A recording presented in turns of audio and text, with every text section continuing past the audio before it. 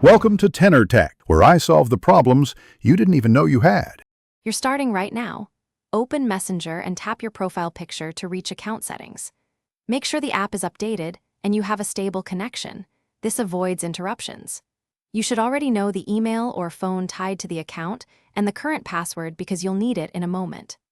Once in account settings, move directly to security or password options so you can begin the change procedure without detours or re-auth steps that slow you down. Now you'll perform the core action. Select Change Password and type your current password to verify identity. Next, enter a new password that follows best practices. Aim for 12 or more characters with uppercase, lowercase, numbers, and symbols, because stronger secrets resist brute force and reuse attacks.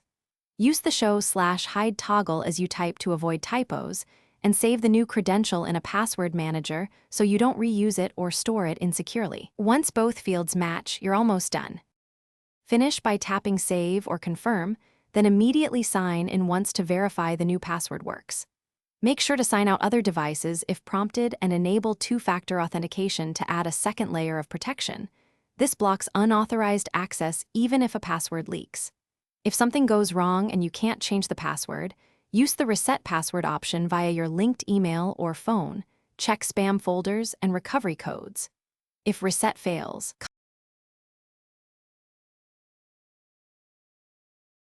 Thanks for watching. Subscribe to keep your life in tune.